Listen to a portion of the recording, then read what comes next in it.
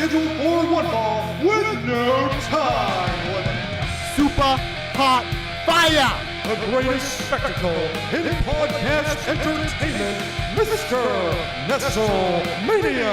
That was literally verbal diarrhea. I'm setting the bar awfully low. Titus O'Neil keeps running directly into that bar. Get him off my TV, get him off my TV. You make me very angry. The man who has a better IQ than you, the awe-inspiring JC. You should go work for WWE because you'd be so up far up Vince's No, butt. no. Oh, you are such a sucker. You defend everything, all the bad moves they make. This is the Jobber Knocker Podcast.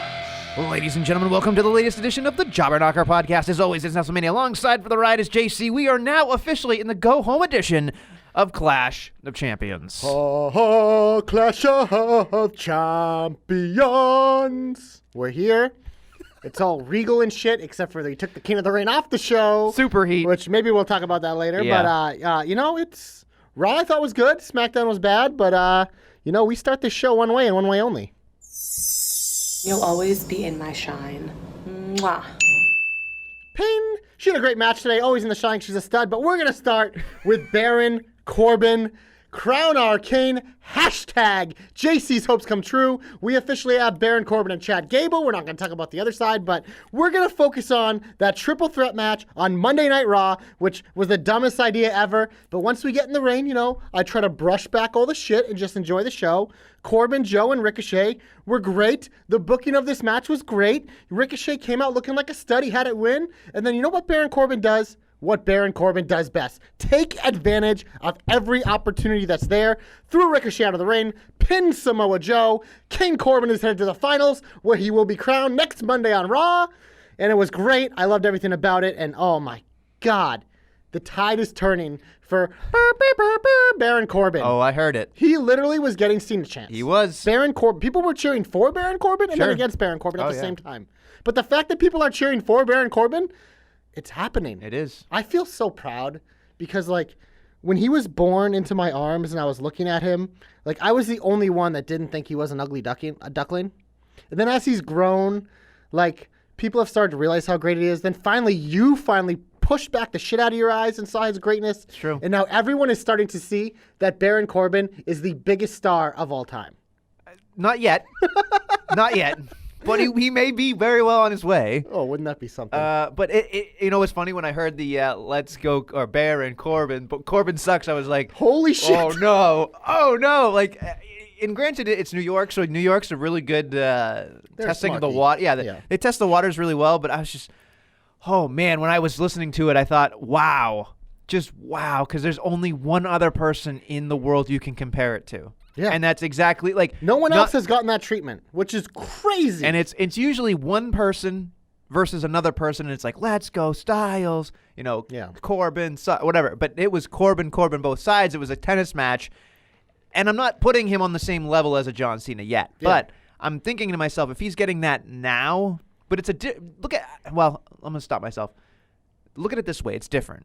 Yeah, he's not John Cena. We're not saying he's not that. John Cena. I'm having fun with that. No, sure. But it's just what Corbin is doing and how they're portraying him and how he has developed is working. Sure. And it's proving that because no matter how much you hate him, our boy, the Backcracker, said on Twitter, he's like, I hate him so much, but you've made me want him to win. And I'm like, because that's how it's supposed to be. Yeah. He is, undisputably, we were talking about with our boy TJ, he is the best heel in wrestling, and it's not close. It's not because close. He is a true heel. Yeah. And, yes, everyone's trying to break down the barriers of you don't need the good guy, bad guy. It's yes, you do. But if you have one who's, better than everyone else and really good at it, it is the best thing going.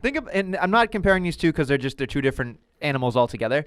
But when everybody's like, "Oh, I want to be a cool heel. I want to do that," I've listened to so many people in the locker room. It drives me fucking bananas, JC. When they're like, "Oh, I gotta get my shit in. Oh, I gotta do this." I'm like a heel tendency, the too heelish, whatever. Dude, Baron Corbin.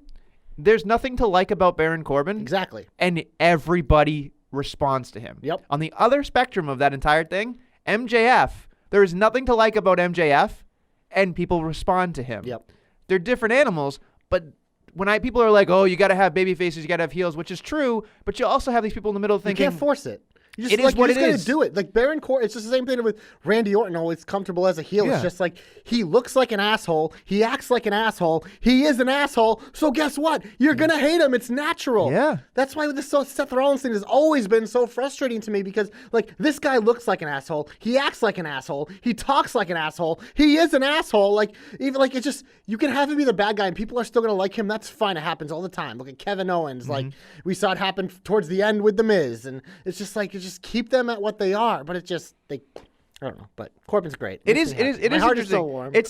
It's an interesting thought too, because you think about how people thought Cena when he had the Money in the Bank briefcase and Cena cost Baron Corbin. Like Yeah. that all went through my mind, and I thought at some point I think we're gonna revisit this. Like John Cena will eventually come back for like 2 months or something, and I think that he'll probably ask to work with Baron Corbin just based on and they where did. they are. They you know? worked. They had like that feud. Was it at SummerSlam or something? No, I know that one wasn't great, but I'm Yeah. saying like now because I think Yes. that he's Oh, that's the thing. I think everyone wants to. Like Seth Rollins loved working with Baron Corbin. After every show, he was putting over Corbin on Twitter, like breaking kayfabe, being like, "We just had another banner of a main event. This guy is amazing in the like." Yeah. Just and that's someone like that's one of your top stars Sure. saying that. Like people, it's the same thing with everyone always saying they want to work with Roman Reigns. Yeah. Because the crowd is nuclear.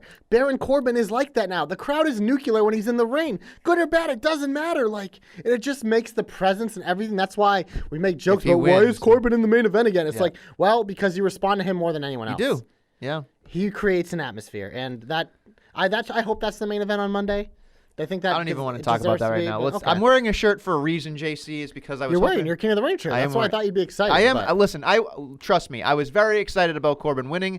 It was exactly what it needed to be. That entire match, if I could have drawn it up, it was exactly what I would have wanted. Well, if you're not going to let me in on that, maybe you'll let me in on something else.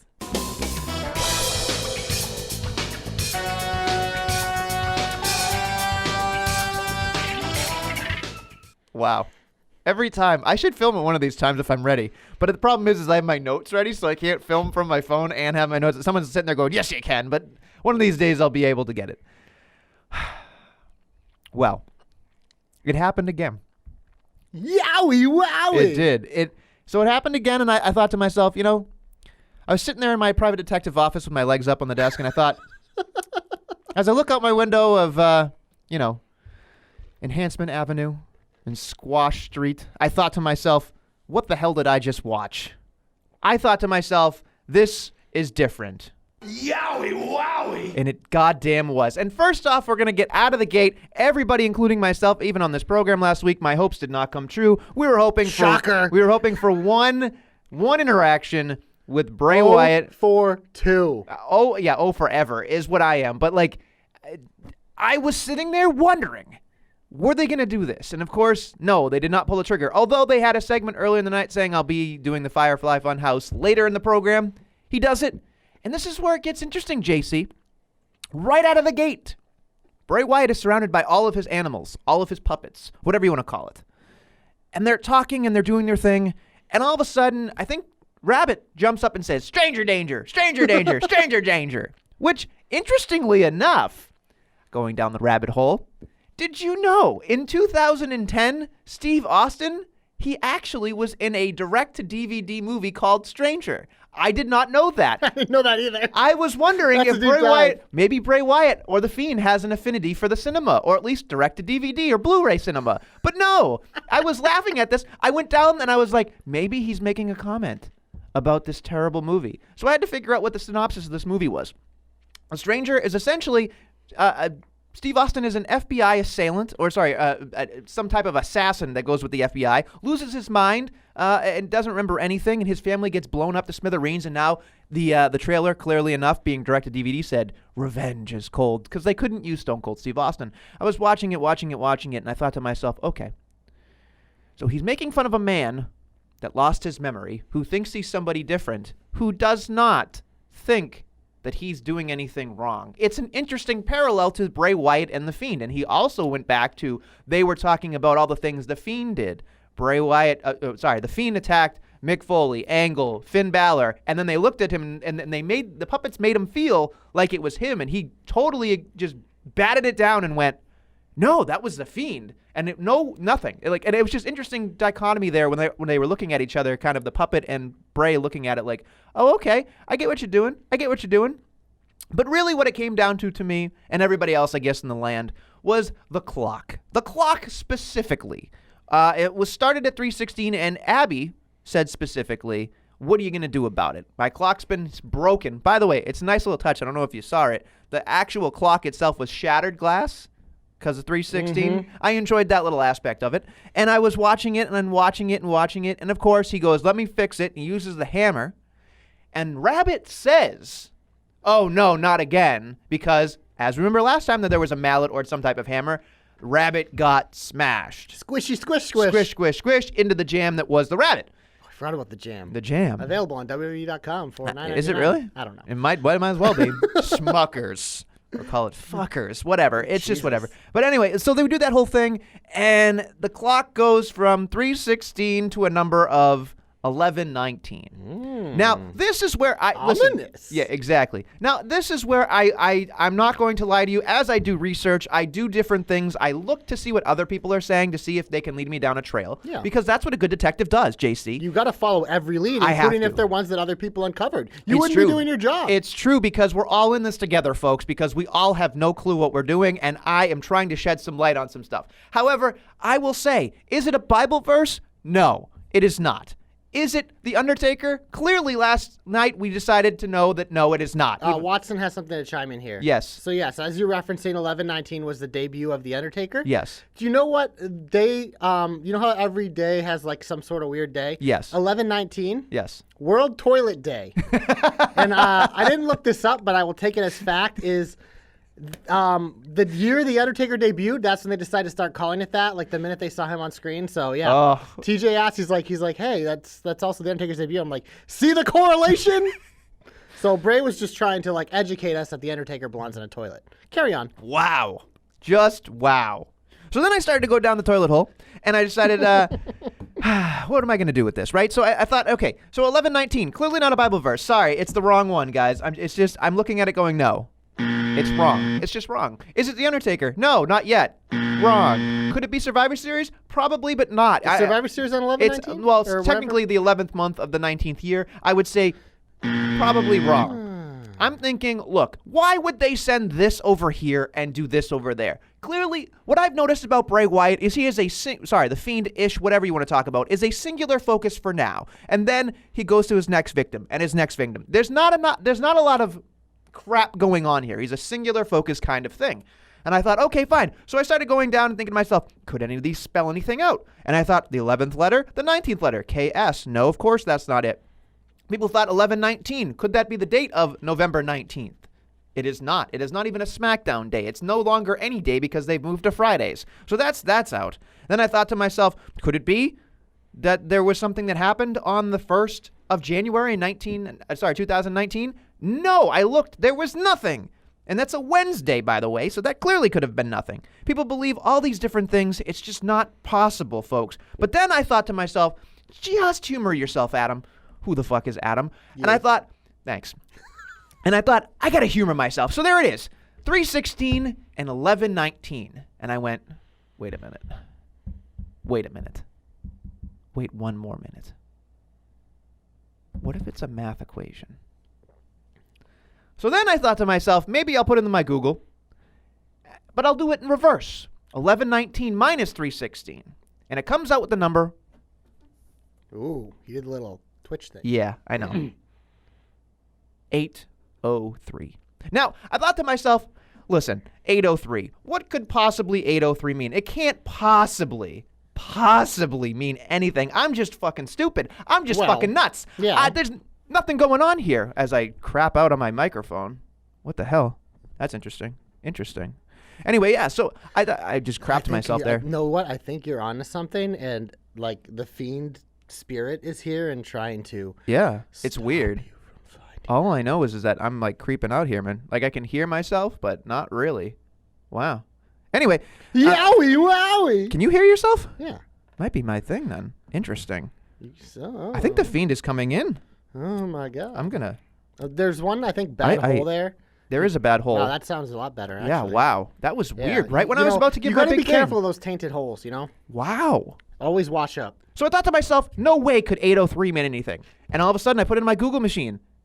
And it says Angel Number. And I went, wait a minute. You're going to tell me that I thought this was a dead end. And sometimes these things are dead ends, JC. But I said to myself, I'm going to look a little bit deeper, folks. Angel Number 803. What exactly does that mean? I'm glad you asked. Angel Number 803 is a number of power. 8, the number 8 alone, is a symbol of progress. It means a stable status of the status quo. The number 0 is a sign of wholeness. Ooh. It means teamwork and support, which, if you really look at it, he's been harping on the fact The Firefly Funhouse. is his team. Mm-hmm. And they are the biggest support system that he has. And that they can take down any team. I don't know. Bray may be able to take down Braun and Seth. Bronlins. But it's not over. 3 is the sign of diplomacy, which he kind of has while he's talking in the Firefly Funhouse. But the minute that he switches over to the Fiend, there is no diplomacy. He said, I will see you in hell. So I kept going and going and going. Number 80 is a symbol of eternity, which he may think he believes he could live forever. Well, purgatory is eternity. Exactly. And it's just interesting to me. 80, this is the part that I love the best. The number 83 is a talking sign, which he could very well possibly be every time he speaks on the Firefly Funhouse. And it just keeps going on and on. Teamwork. Like it talks about how teamwork is part of an angel number. It's talking about the ability to be working in harmony with each other and achieve a common goal, which all of these things in his brain may very well work together to finally get him the Universal Championship. I'm so excited I can't hold this in anymore. I can't. And it just says, basically, this is important for everybody to understand that no one would pull together to do one man's job. And I was like, you know what? That's very telling. It's very telling. And I don't know where else to go with this, but I'm so excited that 803 meant something. I thought, no possible way. No possible way. And there you have it, folks. He is singularly focused on Braun and Seth. I am all in. He could be the angel of death. He could have many things going on here. I will continue to ask more questions because we will not be getting the answers we need. Here's the thing. Clash of Champions, this main event is fascinating because we know The Fiend is going to have something to do with it. So no matter how we feel about this match, this is the most interesting thing on the show because we got to know. And I think you've getting us closer there. I'm trying. But you never know. The Fiend could be listening to you. He just took out my microphone. He could be listening to you and change his course of action. It's true. So that you literally could have solved the case, but we may never know because the Fiend might be 2 steps ahead and be like, oh, the detective's caught up to me. Did I just blow up the spot? I don't know, man. This is weird. This what's going on in our mics and ears right now? It's weird. I'm not even selling this. This is a real thing, very, folks. Very, very ominous. So we should probably get out of here before they hurt us. Speaking of hurt, Harton been hurt. Did Kofi and Orton do enough for you this week? You wanted some advancement? We had it, Yeah. I thought. Kofi came out, started to cut a promo, then Orton, stupid. Orton, once again, cuts a fucking perfect promo. Like, oh, you come out here and you talk about doing the 2 things you've done the last 10 years. 2 things, Kofi. He's like, you jumped on me and you won the WWE title. Congratulations. You know how many things I've done in 10 years? Oh, it was great. And he's like, it just like the little stuff of you come out with this power of positivity bullshit. It's Yeah. just, the way he delivers it, like WWE has tried with this edgy thing, having people swear, but like when a guy like Orton does it, it's effective because it's natural. It's not forced like we see it in some of the other He feuds. swears so much in Oh. interviews. Well, that's the thing. It's just like, this is him. Yeah. And you can always tell, like, he always has to be the one holding back. Like, him and Brock, naturally, like, that's why they've always been the guys getting bleeped because they can't stop themselves because it's part of their character. And then, of course, we got the brawl all over the arena. You know, you talked about this needed something. Yeah. I thought this gave us something. You had Kofi jumping off of shit. I was scared at the end when he was still standing on the rail. I'm like, damn, that man has great balance. Yeah. Great balance for Kofi, but I love this shit, man. I am ready for their next match and ready for their match after that. This is what I'm talking about. This is what I'm fucking talking about because I pleaded on Twitter when I realized it was MSG because I forgot it was MSG last week. I thought, you have to reenact the moment. You have to because this is the same serendipitous moment that essentially after this moment, he derailed for 10 years. Yep. And the fact that they brought it back, even though his ass broke the table before and he had to pull the table up, I'll look past that. I'm an ass man. Snap, snap. But there's so much that, like, I was so happy with it, this whole segment. And it was one of the only bright, shining moments of SmackDown. Yeah. It really was. Yeah, literally. And I was so happy. I mean, granted, he landed on his feet and the crowd loved him. And again, I'm always surprised, and I think I'd like to say this more, but I'm probably wrong. And I'm sure you'll keep me honest. But I'm always surprised how long Kofi can go with the crowd still behind him. I think that, like, I thought that, like, by now he'd peter out and people would be like, Kofi, whatever. Like, yeah, okay, I'm going to go get a popcorn. But the crowd in MSG specifically was very adamantly behind him. He's one of the most organically over guys they have. Like, you want to talk about a true babyface? Yeah. It's because you know why? Kofi, they're just letting Kofi be Kofi. Yeah. Like, he's still acting like that silly New Day guy. A lot of the times with the babysit faces, we see it with Seth, even with Braun sometimes, they try to force them to do this to get these forced reaction. Kofi literally is just going out there doing the same thing he's been doing the last couple years with New Day. He's just doing it, like, obviously in a bigger spotlight, and it's just organically over, because this guy got organically over, and that's the best way to create a babyface. And like you said, I'm surprised this lasted this long too, but I think part of it is just, like, everything Kofi's doing we're interested in. This him and Orton thing, it's just like, it's such a good feud, even though there's been some weeks that, like, sure, they haven't gone all in with it, but I think that's also part of it is they've kept it fresh. Like, this feud hasn't been all up in our face constantly like they are with a lot of them. It's taken backseat some weeks to kind of let it, like, simmer a little bit, but then when they start to boil it up again, it's like this week, it's by far the best thing on the show. And now all of a sudden on Sunday, I'm excited for this, and we're probably gonna have another one at Hell in a Cell, which I'm okay with. Yeah. I'm not ready for these guys to be done. They still got more work to be done because every week they're coming out, and there's just like little things between the two of them. Their chemistry is just off the charts.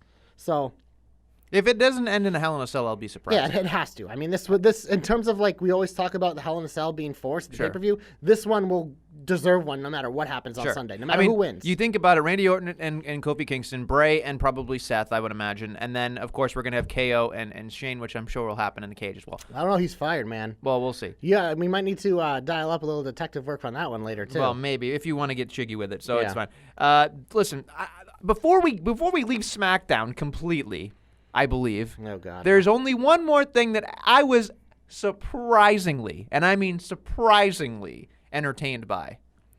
Roman Reigns and Rowan. Oh, yeah. Okay. I That's thought fair. to myself, and here's how I'll set up how it was in Casa de Nestle. I thought to myself, we usually have a formula that we do about this show. We usually also have a formula in terms of, oh shit, sorry. Wow. That was a preemptive hope, This my is what bad. you get for touching stuff. Sorry. No touching things. Sorry, I was trying to move a cable. That was my bad. We're off onto a weird start today. Yowie wowie, dude. I know, it's there. It's a real thing. I might have put Bray too early in the show. Like, you I might think not so. Like that. I don't know. There's some weird demon activity, paranormal activity. Anyway, so I sit there and I thought to myself, okay, it's 9 o'clock right now, top of the hour, and Rowan's coming out. Now, this is odd. Usually they reserve top of the hour for stars. He's in one of the marquee matches, man. And I went, wow, okay. Like, I New guess. music, by the way. I guess I'll bite, whatever. And he comes out and the crowd just, doesn't give a shit, but it's whatever. And then out comes, Here comes the big dog. The big dog, Roman Reigns. You are struggling today with I'm the sorry. technology. What it is, you know what it is? Not all of the buttons are actually on the same level of audio. That's what it came down with. And that's partly your fault. So I normalized all mine. I think it was low. Yeah. It was low. I normalized them to fucking TV standards. Jesus Christ, TV standards. Yeah, right. not my fault. You like overmodulation. No, I don't like overmodulation. You just want to hear it, bro. Anyway, let's not get into an argument about buttons. Anyway, the big dog comes out. They have a rousing brawl back and forth with like 6 Superman punches. I was like, enough. And Just Rowan enough. through a fan. I know. I was That so was the happy. best part. Somebody made it great. I'm sorry. I'm sure you follow Jobber Knocker on Twitter, and I apologize for not having the Twitter handle ready. But they took the GIF of the fan like going whoa while he's getting power bombed onto the whole thing, and he goes, "What happens when you wear an AEW T-shirt to a WWE event?" And I was like, "This is so great. That is good. That's great." And then of course they brawl to the back, another Superman punch. They do all these things. But here's the point in which I was like, this is great. He took the jib, swung the jib arm, and hit Roman Reigns with it. And I was like, you know what? This man is using different things around him as weapons. I'm all in on this. If he is like not the lethal weapon Steve Blackman, but I'm just telling you, I was watching it, thinking, loving this thing, going, oh boy, Rowan's out here. And went from Rowan, really? To, okay, Roman's here. To, oh cool, a brawl, everybody loves a brawl. To the powerbomb spot made me giggle. To, oh shit, they're using the jib. I popped for the jib because I was like, McMahon's going, God damn it, gotta do something, it's MSG. It's just like, he's probably having a fucking coronary at that point. And then the jib was just like, oh, it was such a nice little touch. It was just something that nobody would expect. It was nice and easy, but it looked devastating. I hope in the package there's a first-person view of the jib hitting Roman Reigns. Like, there's all that shit. Like, it adds to it. It definitely adds to it. And in a match that has no business being a Clash of Champions, by the way. Because it's not for, well, it's for the Roman Reigns Championship. Sure, which of course you said. It is the only match that does not have a title. Sure, and this now is that King of the Ring has been This is moved. the one that should be off the show, in my opinion. This should main event SmackDown next week. Yes, it's absolutely. Like, it's not Reigns Bryan, which No. I think we're still building towards. It's Reigns Rowan. Like, this is a pit stop. But I was just like, I was so into it. I don't know how you felt about it, but I was into it. Yeah, no, I was, like you said, I had the same reactions. The only thing I was like, ooh, new music for Rowan, even though I really missed the ding-da-ding-da-ding-da-ding, or whatever the hell it was. But as I started going, I remember, at work, I got a little busy around this time because, all that shit came out about that certain receiver the Patriots have acquired. Yeah. But this is one of the things I had to go back. I had to rewatch this, and I had to rewatch Kofi Orton because I kind of missed him. And I wanted to fast forward this. And I'm kind of into this, especially when you pick up a fan. I'll always pop for that shit. But yeah, I'm done with SmackDown. We're leaving that show. We're going to go to Raw. Yeah. What'd you think of the Horsewoman tag match, man? I thought this was a good time. In terms of a tag match that meant nothing, it was cool to see these 4 women in a match together. Like, they pulled out a bunch of cool spots. Like, it was like something that we hadn't really seen since NXT, all 4 of them being in the same ring. So I thought it was cool. I gotta say, best match of the week, in my opinion. Wow. Because it had an actual ending. Okay. That's what I'll preface it. I think that's fair. I think AJ and Cedric, we'll talk about in a second, was great. That didn't finish, But it though. didn't finish. Yeah. So that's why I'm not giving it the full Nestle seal of approval.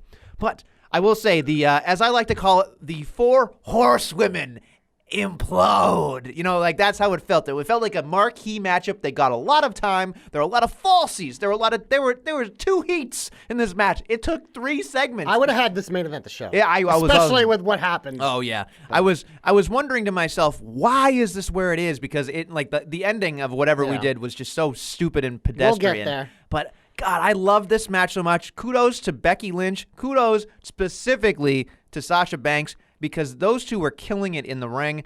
Charlotte always comes with an A game. Bayley, in her best work, always a good tag team specialist. It was well done. I was surprised, not surprised, I guess, a little bit that Charlotte won. But Charlotte was, I think, the one that needed the rub the most, though, going into the match, because we know Sasha Becky's so hot, and, Bayley's a champion. Charlotte just kind of, for someone who's one of the most talented people and one of the biggest stars in the company, besides, getting the title shot, what has she done recently? Nothing. Right. Yeah. So she needed a little something, so I thought I was okay with it. He wanted a little something, something. Yeah. Look, the one thing about it that I loved about the match was the theme. It was Becky Lynch and Charlotte Flair, former friends, but better, enemies, not on the same page, doing the same thing because they can overpower based on how good they are. Yes. Versus the actual unit, Yeah. which I appreciated that because Bayley would come in for the save or throw somebody on top of somebody or Sasha would do the exact same thing. I really love that because when I'm watching something, in those spots where I'm a little bit going, okay, now I've lost a little bit of interest, they pull you back in with the theme. And that's when good matches, great matches do, is when there's a lull, there's something like that you can hang your hat on to go back to when okay, I got to put a headlock on. It's just like that to me was when I was watching it going, this right here was the best part of the week for me. Mm-hmm. I really enjoyed it because it was definitely something that I'm glad they got time. I'm glad it made sense. And I'm glad everybody came out looking perfect. Yeah. Perfect. Yep. Absolutely perfect. So I'm sorry it got 25 minutes into this thing and this is where we're talking about it, but I really enjoyed this a lot. So that's me. We're really 25 minutes in. Damn, time flies when you're having fun. I got one more thing in the shine. My favorite part of the beginning of Raw was when Rollins called himself the best wrestler on the planet, and they booed the fuck out of him. It was awesome. He's like, I'm the best wrestler on the planet. And they're just like, boo, you suck. Yeah, that was my reaction, Seth. I thought it was great. The Stone Cold Stunner on AJ was great. AJ Cedric, like you said, was a great appetizer for Sunday. Sure. I was actually popped when the Viking Raiders made the save because I'm like, oh, they're acknowledging their feud with the club. This is great. Yeah. I'm loving this. Yeah. This is cool. Maybe they'll fight them next week. And that's where I'm going to stop. Yeah. Is there I'm looking at this. Is there Nope, any other I'm done. positives? I'm done. We hit the button? Yep. Get him off my TV! Get him off my TV! Get him off my TV! 10-man tag team match. You know why Survivor Series rings flat and sucks? Because they pull out matches like this at random points in the middle of the year and matches that mean nothing. So when you get there, it's like, Yeah. this was bad. Oh, yeah. Bad idea. Oh, yeah. It was just forced. It was just, why are we doing this? Because it's MSG. Vince says to himself, first off, it's a go home, so he wants everybody to be safe before the pay-per-view, which listen, and when you protect your investment, I get that portion of it, but God damn it. You could have put that 4 horsewoman thing at the very I get That should have been the main event. I get that Steve Austin Undisputed. I get that Steve Austin had to come out No, because he he had his show afterwards. He was in MSG. The He wanted beer to- thing was cool, Yeah. especially for all those guys in the ring. I know, Yeah. like Braun and the Viking Raiders, Right. that was like such a huge moment for them, especially the Viking Raiders. They haven't done a lot of the main roster. They're Yeah. out there with fucking Stone Cold getting a Right. rub, Right. like selling the beer, and I mean, so it just, but still, like. Ugh.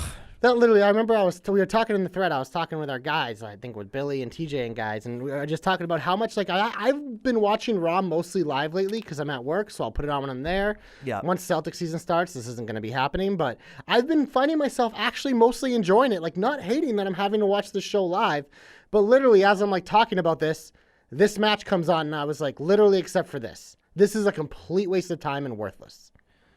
Listen, we all know how I feel about Well, you don't only feel that way about 6-man tag, right? Well, So you yeah. like 8-man, 10-man, Yeah. 12-man, 16. Remember Listen, when they had a 16 men fuck women you. tag? Just fuck you. That was Just fuck you. awesome. Just fuck you. That was Fuck you. awesome. Fuck you. Fuck you. Fuck you.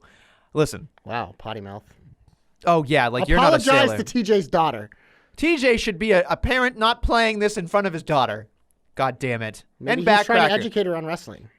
Listen, Maybe she likes Blue's Clues, so There she might is like a- your detective segment. there is an E next to our name for explicit for a reason. Because really? Yes, there is. If you check iTunes, there's an Remember E. when you tried to make us not explicit? I know. And I told you, I'm like, I can't stop. I know. I can't stop. The passion just makes me have a mouth of vile. You paint pictures with words. Yeah, You poopy do. pictures. Poopy pictures. Look, I can't. Yeah, I mean, I got nothing else to say about this. It You was useless. you already all know how I feel about anything other than tag teams. Like you all know, 6-man, 8-man, 10-man, whatever the case. You know how I felt when I saw that graphic. My face tensed up, my arms tensed up, and I wanted to throw something, but it was too late, so I couldn't throw anything. And I just couldn't deal with it. Yeah. I couldn't deal with it because it was to serve a purpose that didn't matter, where it was like Stone Cold needs a lead into Stone Cold show versus you could have just had the women main event MSG, which would have been a really cool moment and it would have been a good send off. Versus here's 5 Why on can't 5 the woman schmucks. drink beer with Stone Cold? Exactly. Vince. Maybe not. How cool would it be to see Becky and Vince fucking... Yeah. Because Becky and Charlotte won. See Becky and Vince fucking slamming beers together. We've been asking for that all year You mean because she's Austin. a... What? You said Vince. Yeah, Becky and Stone Yeah, Cold. I know. I just had wanna make Vince sure. on the brain because it's his fault. We're getting more into him in a minute. Listen, there's so much more that you could do with it, but I was just my brain is gonna explode. Delete. And let's move on to something else that was terrible. You know why SmackDown was absolutely fucking awful? Shane McMahon. Yes.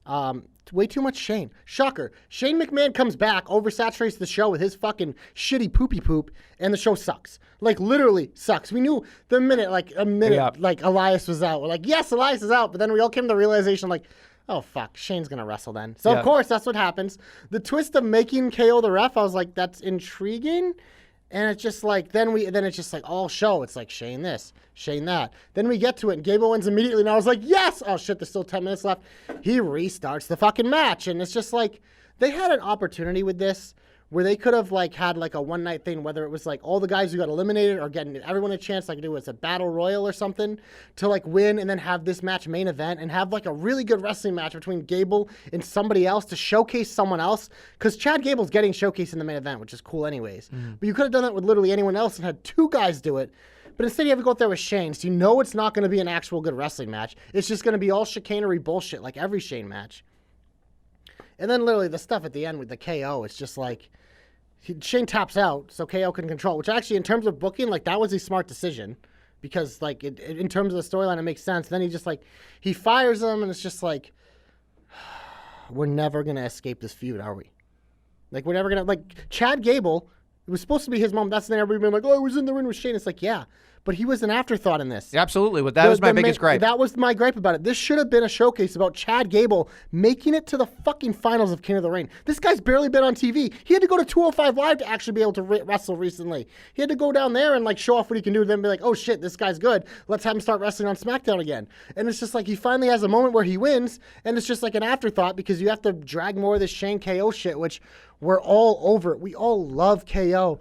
But stop. No one cares about this storyline. It is fucking worthless. What is this leading to? Another KO Shane match? Great.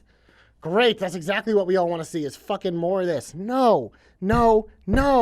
Bad. You want to know what also makes me very upset? Is that KO and Shane were not part of SmackDown for like 2 weeks. Yeah. 2 weeks. Shane's been on jury duty apparently, but like KO's been like doing stuff with Elias. But it's just like none of this matters. None of it matters, and it already trumped. This is the other part that drives me nuts, and I'm sure I'll get into it with the fucking King of the Ring stuff. But this is why you have the semifinals and the finals in the same night, in my opinion, because then people are going to show up. They're going to do their best they can. The problem is they put it like. They set it up to culminate on the Raw pay-per-view. Like, you can't have it culminate on Clash of Champions if you need all fucking of 11 of your titles defended, except for the 24/7. Who the fuck knows that, but who cares? But, like, if they would have done this on another, like, just the timing was weird. Like, if they would have said from the beginning it was just going to be a Raw SmackDown thing, I'm okay with that. But it's to mislead us kind of sucks. Again, I think the decision to move it to Monday is going to be the right one because they're going to get more time. Sure. There's going to be more focus. Like, if it's not the main event, it'll be criminal. It might not be, but it's just like, they're going to get time. Whereas on the pay-per-view, they might not get time. I could legitimately see Corbin squash him in 2 minutes if it was on this card because there's so many matches. Look. Because they have too many fucking titles. There's so much more that we could talk about it, but it's just, I'm so angry that Gable, like, when you go back to Gable in general, you already make the people are going to go, oh, we gave Gable a lot of screen time. Out of nowhere, by the way. This push is coming out of nowhere. But the thing is like, what you could have done instead of having a KO segment and being like, oh, God, whatever, like, I don't know what I'm going to do. But you could have you could have built the entire night being like focusing on Gable, not so much focusing on KO and Shane. You could have done that in a way that people would have gotten behind. When he won, nobody wanted to high five him. Not one person popped for him because they were more focused on what was going on with KO and Shane. Also, the first thing Gable said, they made him look like a fucking coward. Having him be like, oh, that means I get a bye, right? That works when Baron Corbin says it because he's a cowardly heel. Yeah. When Chad Gable, who you're trying to build as a legit underdog babyface, is asking for a free pass, that fucking kills him. Yeah. What are you doing? That shitty character that he has, you just fucking assassinated it. Boom. He's fucking dead. Like, come on. Like, oh, we're going to talk about more fucking horrific writing in a minute, but what is going on with this shit, man? Like, how does this get through? Like, we know it goes through like 10 people before it makes it on air. How the fuck does nobody speak up? I'm telling you, I don't know. I'm telling you, I know absolutely nothing, but I would venture a guess that there are amazing ideas. They get shot down, and people are so disenchanted with the idea, they just give this shit and go, fine, fucking whatever, do it, whatever you got to do. That they just want to keep their job and their paycheck at that point because they're probably just, go ahead.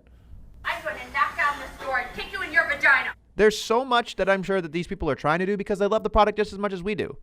But there's one person that is squashing everybody's hopes and dreams. That's what it is. Ha! That's what he's doing. It's bad. It is what it is. You know what else is bad? The Undertaker wasting my fucking time. Because out comes Geriatric Jobber. I saw you clocked it around fucking 4 or 5 minutes. Yep. He comes out. That's what it sounds like. Diarrhea out of his fucking mouth.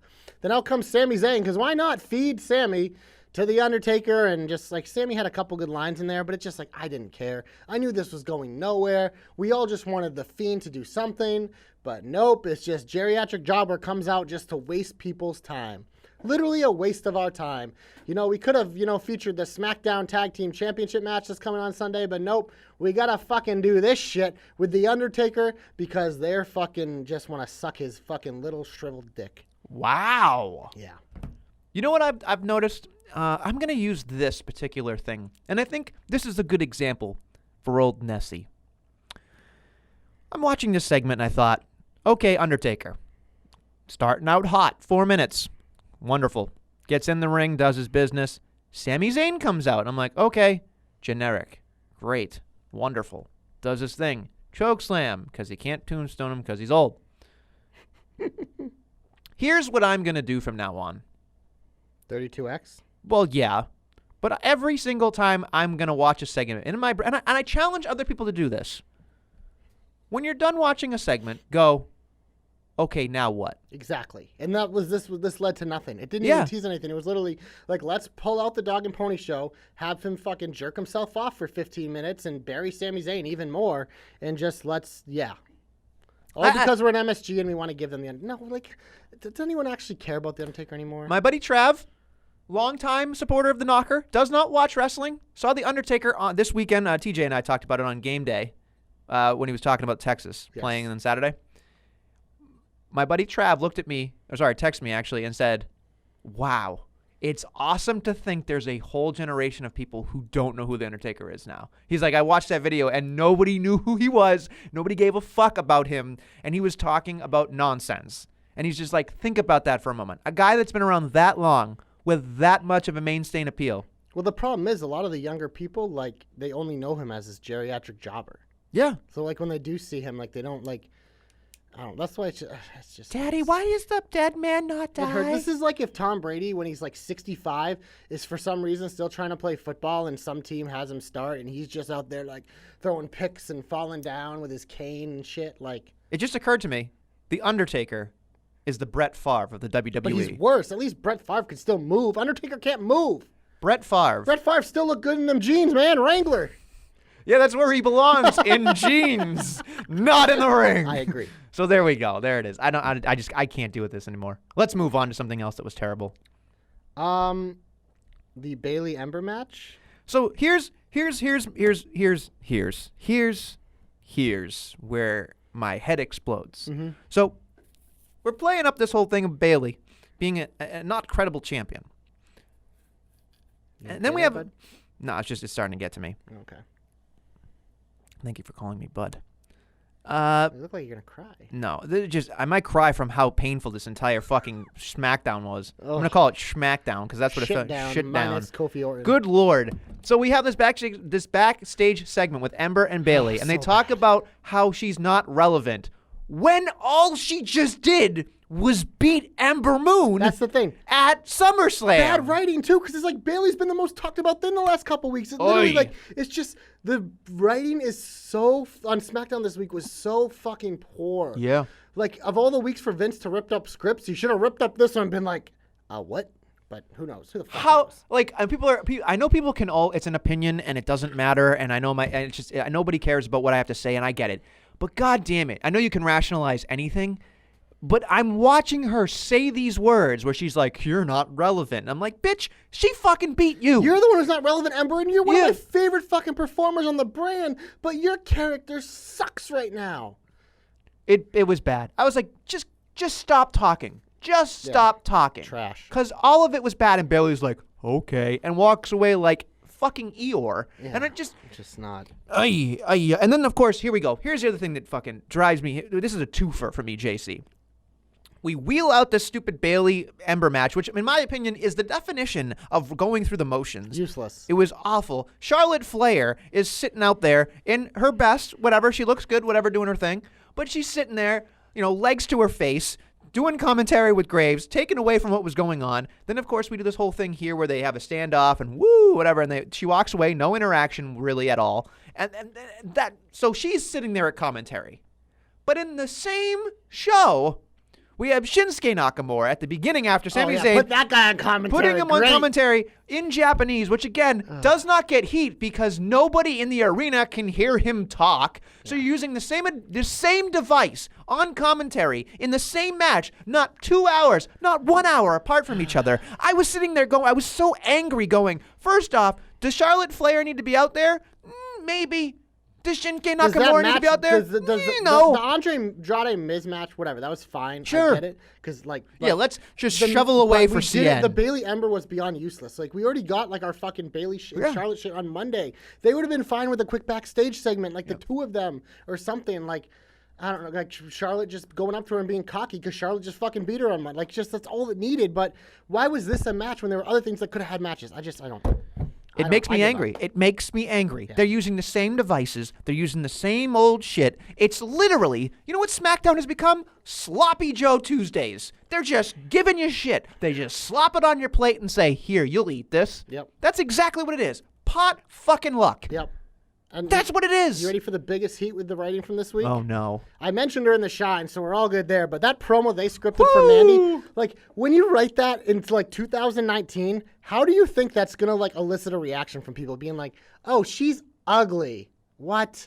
Like, this type of feud, this worked in 1995, not in 2019. This doesn't work anymore. It was so poorly scripted. Also, this feud is so confusing because 1 week Mandy and Sonya were faces, then Bliss Cross are faces, and Mandy Sonya are face again. Then this week, like, Mandy and Sonya are all in on being the heels, and all of a sudden Bliss Cross are like the baby faces again. And then also, this is a tag team feud, and it literally felt like a singles feud of Mandy and Nikki. Sonya was just out there doing like, yeah, and then Alexa Bliss, who's the best talker of all of them, is just out there like pointing. So it's like, this didn't sell the tag team feud at all. It was literally like, let's just have Mandy go out there with the script and cut the most generic promo ever on how she's really pretty and Nikki Cross isn't, and then have a fucking 5-star match, which was great. That's why I put it in the Shine. But it's just like what? Like, you want to talk about like them not knowing how to fucking build shit up? Like, what is this?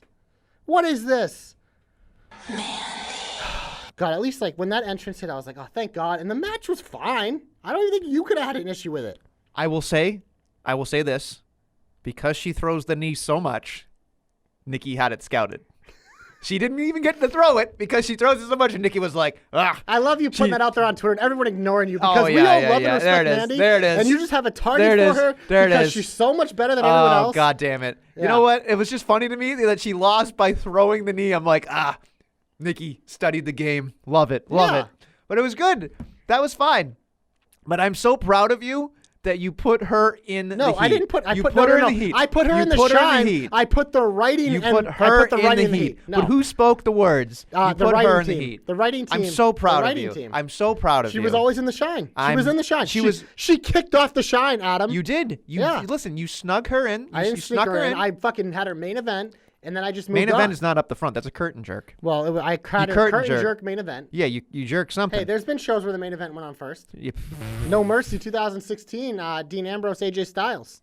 That's not the main event. Bitch. That's not the main event. It was the main event. The main event is only the last thing in the show. There we go. That's not true. We've talked about this before.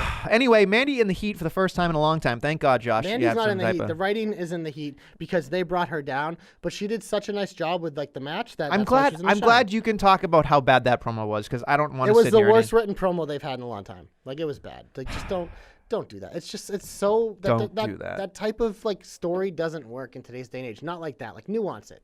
Nuance, Nestle. Grow up, fucking writers on SmackDown Live, because this week you guys fucking suck. What's the opposite of a comeback? You get a fucking heat punch. Squashed. Yeah, you get a fucking donkey punch, you motherfuckers. Ooh. Horrible week for them. Horrible week besides Kofi Orton. Anything else? The rain packages never stop. They literally don't stop. Packages rain from the top. Yeah. Anything else? Nope. You're my only hope. For real this time, and you're gonna go first. So here's my hope. I thought about it. That's normally good. Yeah. I listen. I'm a thinker, and I've thought about it.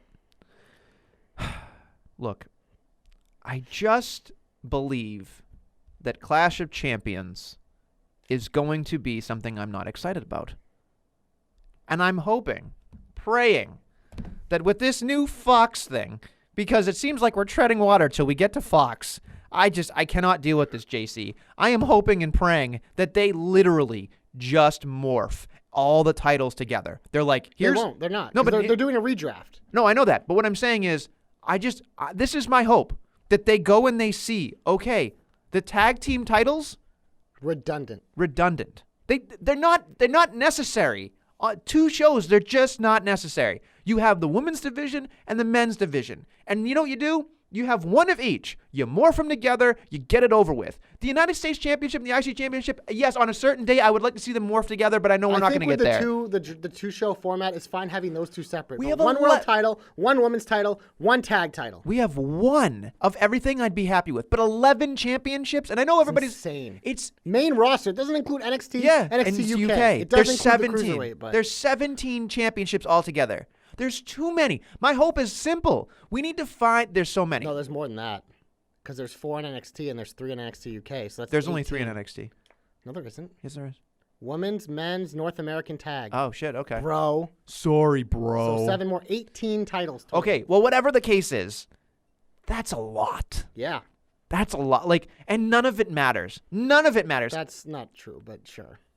For the most part, none of it There matters. are a lot of titles that matter, but they're redundant. The only titles that matter are the United States. Sorry, the United States, the Universal, maybe the WWE, Yes, the WWE. Come on. and maybe women's the titles Raw have Women's meaning. Championship. But the SmackDown, I'm iffy on. But there's so many 'cause championships. Bayley's carrying it, That's not not Charlotte. true. Bayley's doing a great job when she can. But look, my hope is simple. Just it's a factory reset. You are on a different show. You're on a different network.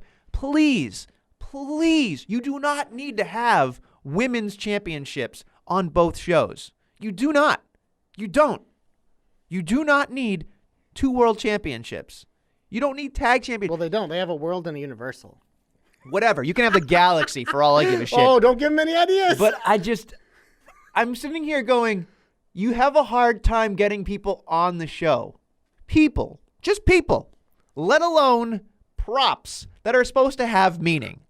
There is no meaning to these props, which is why Night of Champions, Clash of Champions, cock, as we will now Yes, call it, cock. cock-a-doodle-doo, is shit. This entire pay-per-view, where they are fucking infatuated with having these stupid themed matches, these stupid themed pay-per-views, this right here, this entire pay-per-view is irrelevant. Irrelevant because they shoehorn so many things. It's like Cedric Alexander got a fucking pinfall. He gets a that championship. match is going to be great. So It is. That can stay. Braun looked at a championship, got a championship opportunity. They fell backwards into a tag team championship. Tag team wrestling doesn't matter. The New Day has not been on TV for a month. Revival is That's supposed to not fight. true. It's true. They Because have they're not. injured because the Revival are so good. Revival that match means something. They just- Revival has not been on television for at least a week or two. They were on TV last week. But they literally but they're beat the helping fuck out of Orton. Kofi. They're helping Orton. Yeah, but they're on not TV. they're not putting over the championship. Because they already took out Kofi, Xavier, Exactly. and Big It's E. irrelevant. They're injured. It's irrelevant. You're irrelevant.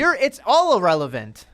When my It's hand all goes irrelevant. up, your mouth goes Irrelevant. That title is irrelevant. The Cruiserweight Everything else is Championship fine. may as well have more All right, relevance. well, that's because you don't watch 205 Live. There are a lot of people who really like it, and that's very That's relevant. to fine. them. That's fine. So you There's decide- so many things. Your opinion United States is erroneous Championship on that subject. is the Intercontinental Championship is as dead as it ever That has is been. what I just said. That's because you have There's fucking so many jobber people that holding do it. not fucking care about this one. That's what I'm saying. My hope is simple. Just fucking stop. It needs to stop. It has to stop. If you have any more championships, the 24/7 I was gonna championship is say, more relevant. You know what's more likely than your hope coming true here is that they have 2 24/7 championships, one in each show. Hell, a third one NXT, one NXT UK 24/7 championship. Put the 205 Live 24/7 Put the women's championship. Women's 24/7 Everywhere. championship, Yeah, women's Jesus tag Christ. 24/7 championship, men's tag 24/7 championship. They're like they could triple this shit, man. Yeah, we know it's. It hurts me. It hurts me because I'm sitting here going, this pay-per-view is irrelevant. This entire thing is honestly, irrelevant. it's not irrelevant because it's all title matches, so it's more relevant than most pay-per-views. It's just a lot This of is- a this lot is- of the lead up for some of these matches suck. This because is they don't know how to do this it. is the first pay-per-view in a long time that I am not excited about That's not- at you all. Come on here, literally every single time before. That I'm is like, not true. I'm not looking forward to this pay-per-view. No. This looks stupid. That's not me at all. I'm Nessel. I think everything sucks. That's not true. I think everything sucks. I just this is said dumb. no. This sucks. This sucks. Tag team wrestling sucks. Women suck. Men suck. 24/7 sucks. When did Oh, I get a list, by the way? No.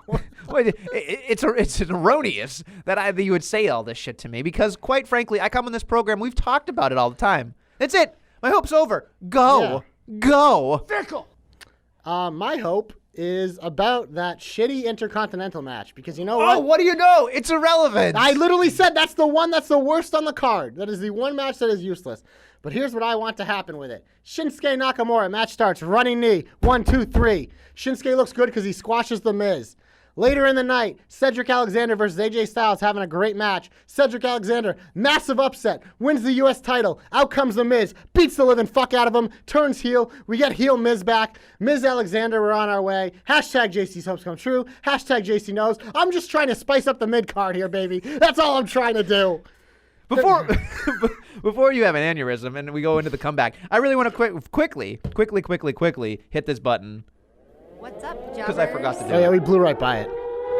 Jobber alert. It's your fault because it was your voice. It is. Heavy Machinery takes on Johnny Silver and Alex Keaton, the guy from All in the Family or Family Ties or whatever the fuck Corey Graves said that he botched as well as I did. But I just want to say that. Anyway, let's move on to the comeback. Don't call it a comeback.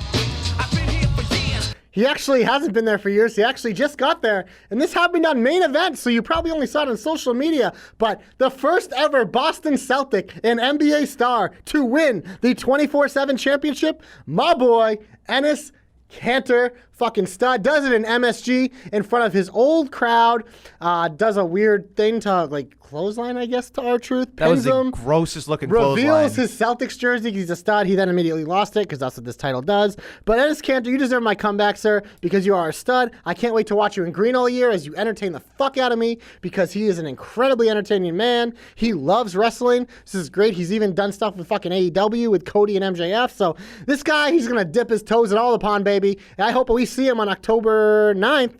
In Boston for AEW too. So you know what? The more Kanter in wrestling, the better. He gets my comeback. My comeback goes to the one and only, the phenomenal AJ Styles, as we have kind of said he's kind of been floundering in this whole Braun and Seth thing. Now he's got his own thing with Cedric. That match was phenomenal. I thought he did a great job with Steve. He was the only one besides Corbin, I thought, this week that really had the crowd in the palm of his don't want me. He just did everything he could with that. I thought he maximized his minutes. I thought he did a great job with the sell and the stunner. You wanted it. He goaded you. You were waiting and waiting and waiting for it. And then, of course, he got it again at the end of the night. I guess if you saw the exclusive on Facebook or WWE.com, he had a beer bath at the end. Everything works. It's just, you know what? He seems more comfortable as a heel. He's just so much more fun to watch as a heel because white bread babyface just doesn't work for AJ Styles. He's got that edge. He's got his boys. He just does so many things. And for a week previously, he didn't really do much. This week, to me, he was on the best. And that's why I love watching him. He is one of a kind. He's so amazing to watch, and I'm done getting on him. So there we go. Move on. Oh, wow. What a maneuver. Shall we? We are going to get to Clash of Champions in a moment. Okay. We are going to get to the King of the Ring final on Monday between Baron Corbin and Chad Gable. Hashtag Crown Arcane. But first, JobberKnocker.com. That's the website where you can find all the links to the podcast, iTunes, Podomatic, Google Play, Spotify, Stitcher, Podbean, archived on YouTube. So like, 5 flames, 5 stars, you know what to do. We appreciate it. Pro Wrestling Tees, buy the shirts. Jobber Knocker, Super Hot Fire, which was on the Patriots sideline this week. You could see it, our boy Ray repping it as he was working, where jobs clashed together as champions. Also, Monday Night Rerun. And then also on JobberKnocker.com, you can find the NXT article by our boy TJ, the NXT UK article by our boy The Real Deal B Cox, and of course the Cruiserweight report by our boy the Joe Stopper. Check that out because the crowd seemed a little raucous last night, so we know our boy Joe might have something to say about that. Also, the entire staff's predictions of Clash of Champions will be available on JobberKnocker.com. But Twitter at JobberKnocker, at what is it? At Nutselmania, at JC of the Did you say JK, at Nutzel? DQ of the JK, at Ray of the JK, at Billy D2411, at Joe Pollock 47, at TJ of the JK, at The Real Deal B Cox. Facebook, Jobberknocker, Instagram, Jobberknocker, because we are everywhere you want to be on social media. And now it is time for the Clash of the Champions. Did you call me Nutzel? I don't know. I don't know. You'll have to play it back. But we're gonna start off. First off, what match do you think kicks off the show? I'm assuming cruiserweights are on the pre-show. Pre-show. Oh gosh. Women's tag might be in the pre-show too. Who knows? I really hope it's just to be funny. I really hope it's Roman Reigns and Rowan, but it's not. Kicks off, yeah. That'd be so funny. I Let's would start ass- off. Let's start off hot. It's I gonna would be think icy. the Raw tag title Oh, match really? has, Okay. has to be early because those two Oh, fight yeah, again. that's true. All right. But I think AJ Alexander would be a good place to start. So that's where we're going to start. Okay. AJ Styles versus Cedric Alexander. I hoped for Cedric Alexander to win, but I'm going to pick AJ Styles. But I think this is going to be a banger. I also agree that the Phenomenal One will pick up the victory. I don't think this is done. I think this is just the start of something beautiful, hopefully. Again, AJ Styles deserves to be somewhere, and if they don't give him the U.S. title, who is he? So I'm sticking with AJ Styles. He's from Orange County. The tag team match for the WWE Women's Tag Team Championships. Jump, Bliss Cross versus Fire and Desire. Are you gonna go with your girl? No, I'm picking Bliss Cross, but Mandy's gonna look like a stud. They'll probably pin Sonya because she's a weak link, but Wow. I love Sonya, but she's a weak link. I mean, I have to imagine that this is gonna be Retainamania for most of this. So. Yeah.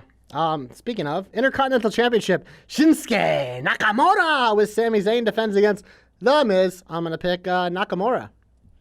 Well, so here's the dichotomy that goes through my head. Mm-hmm. It's The Miz. Yep. It could be a tying 9 titles, which he could erase Chris Jericho, which I'm sure they want to do. But he's on the wrong show. He is. That's why this is so convoluted. So it's just like, if he wins the championship, what? Like, does he win the championship and then they switch to the United States and the IC They could. again? AJ's not going back to SmackDown. The Miz, well, maybe he goes to LA. Maybe Cedric wins, and they flip Cedric to. Maybe. Who the fuck knows? I can't see a world that we live in where the Miz isn't on Raw. Yeah, exactly. Like, especially specifically, with the Miz and Mrs. continuing to get renewed. Yeah, specifically USA. Yeah, specifically on Raw. So, I have to pick Shin. Let's move on.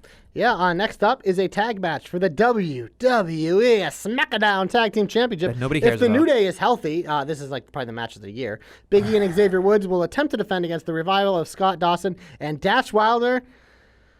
This is a tough one because they're redrafting, and the Revival could end up on either show. So them winning this match, I think, is a major possibility. So I'm gonna let you go first. I'm going to pick the Revival. God damn it, so am I. Yep. Say yeah. So much for Retainamania, bitch.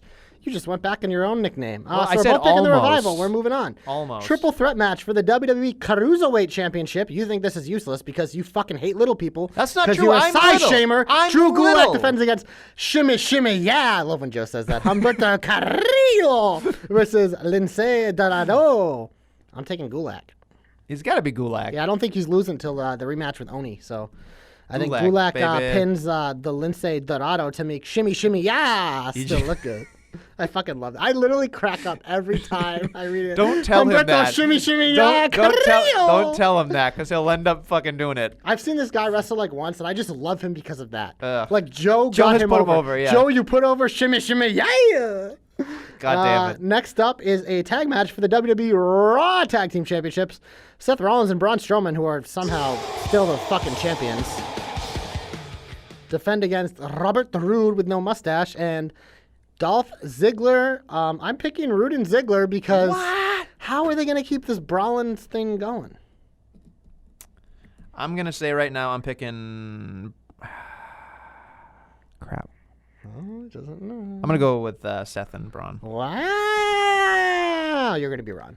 So I've been jumping around, so I'm going to make sure I don't miss a match here. But next up, we have a no disqualification match for the Roman Reigns Championship, where Roman Reigns defends against the man, probably the biggest star to come out of the Wyatt family, Eric Rowan. You know what's sad? He's in third. He's in third. Yeah, but he's ahead of Harper. Actually, well... No, he's ahead of Harper now. Okay.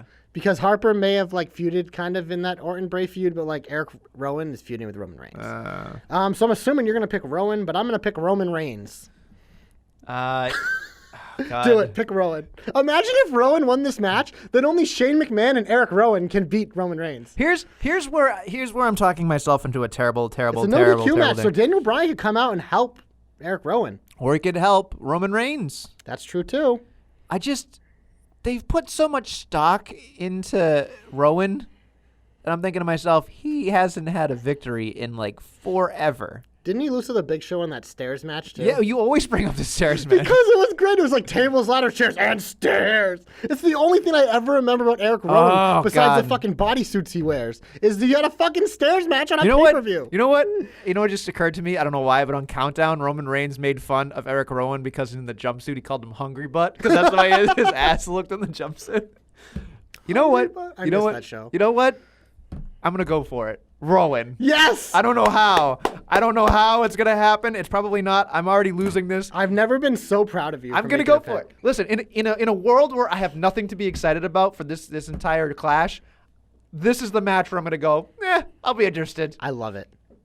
Next up, we have 4 matches left. Oh, God. It is the SmackDown Women's Championship. Bayley defends against Charlotte Flair.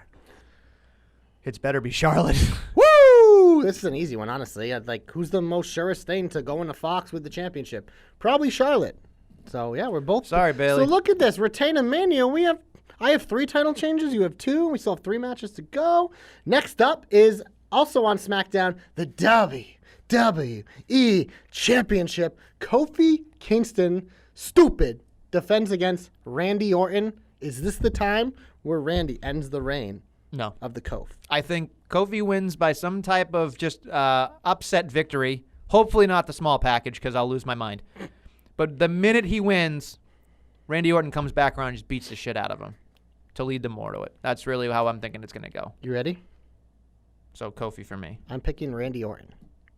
But I don't think he's going to win the title. Ah. I think Kofi's going to get DQ'd because he's going to snap. Okay. Because I don't see any stipulation on this match, and that's an easy way to get us to Hell in a Cell. Sure. But I could also see them going for the shock value of Orton winning. But I'm leaning DQ, but my official pick is Randy Orton. Okay. However it may be. We have 2 matches left. Oh, God both damn on it. Raw. Jesus both Christ. deserving of a possible main event slot. But I'm guessing it'll be the men. So we're gonna do the women's here. The singles match for the WWE Raw Women's Championship. Becky Lynch defends against. It's boss time.